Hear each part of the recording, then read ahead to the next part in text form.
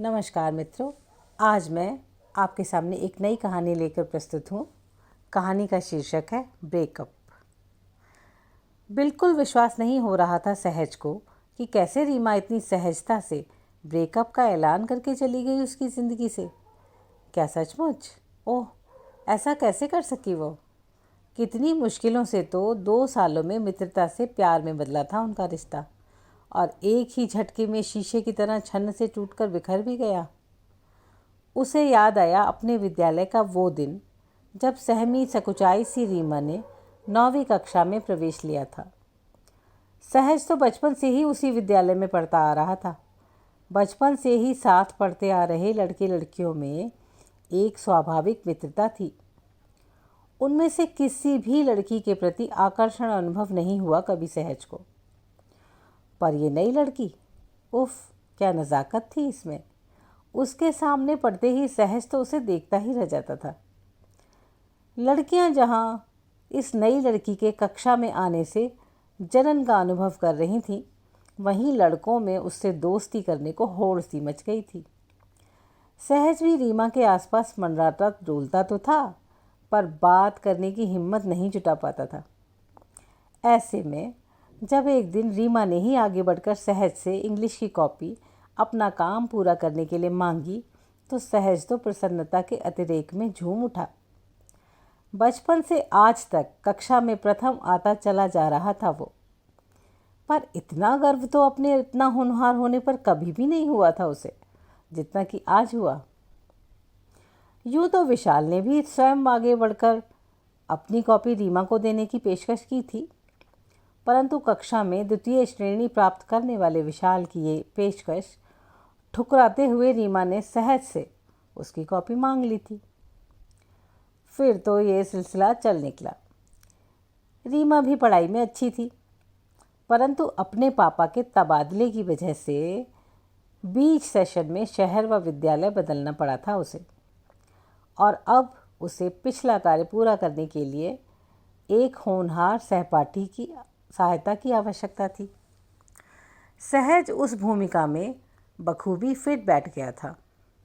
जल्दी ही रीमा कक्षा में पूरी तरह सामंजस्य बिठाने में सफल हो गई, परंतु मित्रता बिल्कुल कम नहीं हुई इनकी, बल्कि धीरे धीरे इनकी मित्रता तो प्रगाढ़ता में बदलती गई। सहज को रीमा की सहायता करने से आंतरिक प्रसन्नता अनुभव होती थी। 2 साल बाद जब दोनों 11वीं कक्षा में आए, तो वैलेंटाइंस डे पर सहज ने हिम्मत करके लाल गुलाब के फूल के साथ रीमा के प्रति अपने प्रेम का इजहार भी कर दिया, जिसे उसकी आशा के अनुरूप ही रीमा ने तुरंत स्वीकार भी कर लिया। तब तो सहज के पांव जमीन पर ही नहीं पड़ रहे थे। मन तो किया था कि लाल गुलाब की पूरी दुकान ही खरीदकर रीमा के कदमों तले बिछा दे, पर उस दिन गुलाब के फूल भी तो कितने महंगे बिकते हैं। वो बेचारा तो एक गुलदस्ता तक नहीं बनवा पाया था। महज एक गुलाब से ही काम चलाना पड़ा था। हाँ, साथ में चॉकलेट अवश्य खरीदी थी। वैलेंटाइंस डे से 1 सप्ताह पूर्व से ही मम्मी भी तो एक एक पैसे का हिसाब मांगने लगती थी। वैसे चाहे जितने पैसे सहज मांग ले उनसे, थोड़ी नानुकुर करती थी, लेकिन दे ही देती थी। पर वैलेंटाइंस डे से पहले बाप रे बाप, जैसे किसी जासूस की आत्मा उसकी मम्मी के शरीर में प्रवेश कर जाती थी। क्यों? किस लिए चाहिए? कितने? इतने क्यों चाहिए? जैसे प्रश्नों की बौछार के साथ ही सहज के चेहरे पर जमी वो गहरी जासूसी आंखें सहज को कितना असहज कर जाती थीं, ये केवल वही जानता है।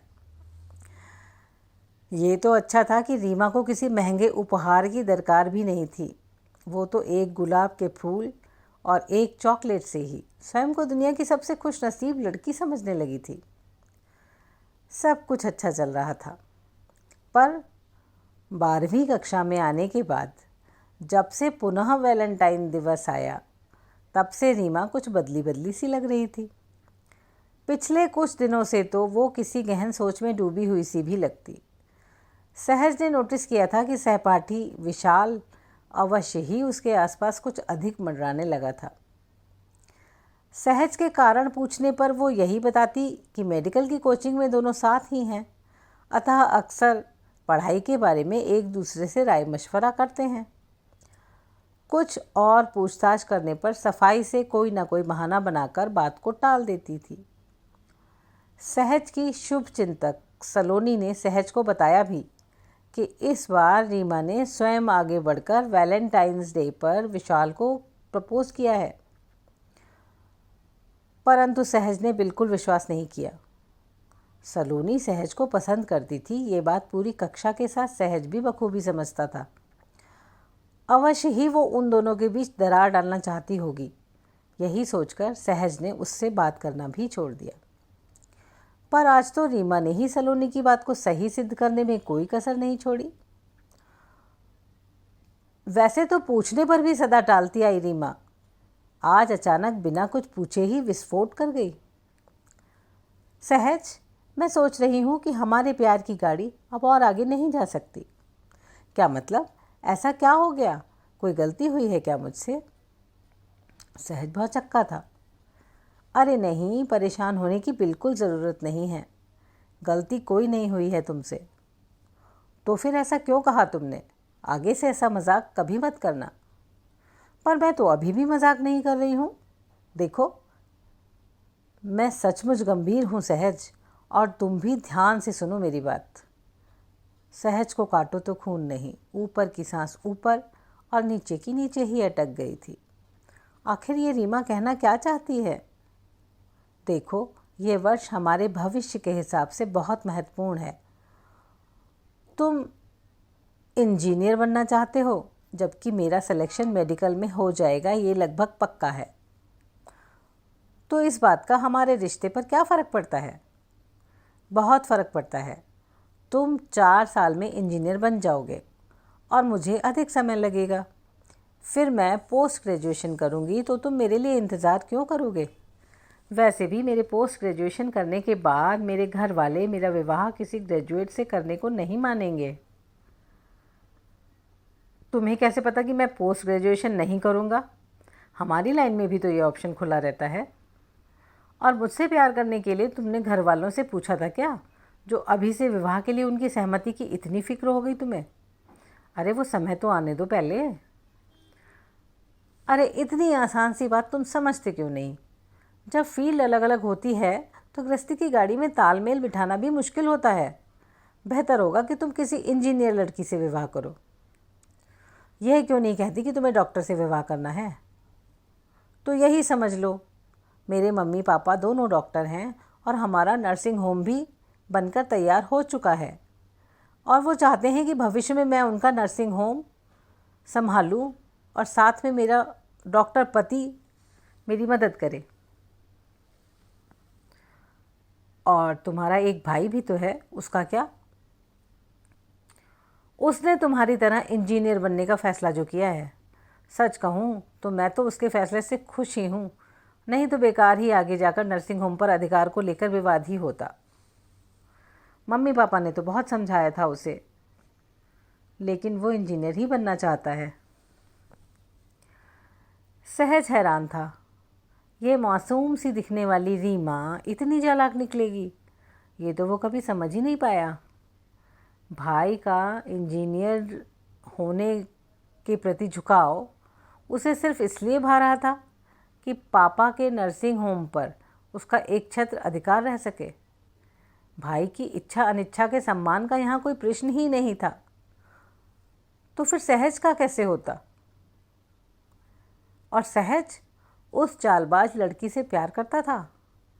कभी समझ ही नहीं पाया उसकी असलियत, कि वो केवल पढ़ाई में मदद प्राप्त करने के लिए ही उसे अपनी मित्रता व कथित प्रेम के जाल में उलझाए हुए थी।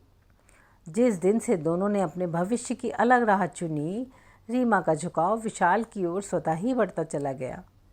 क्या पता किस्मत इन्हें एक ही मेडिकल कॉलेज में दाखिला भी दिला दे। विशाल भी तो पढ़ाई में सहज को बराबरी की टक्कर देता आया था। अतः सहज के दूसरी राह पर जाते ही रीमा ने विशाल की ओर स्वयं कदम बढ़ा दिए थे। तुम्हारा निर्णय अटल है या सेकंड थॉट की कोई गुंजाइश है? सहज ने बहुत दुखी स्वर में पूछा। मैंने सोच समझकर ही फैसला किया है। और हाँ, सलोनी बुरी लड़की नहीं है और इंजीनियरिंग को ही चुना है उसने भी।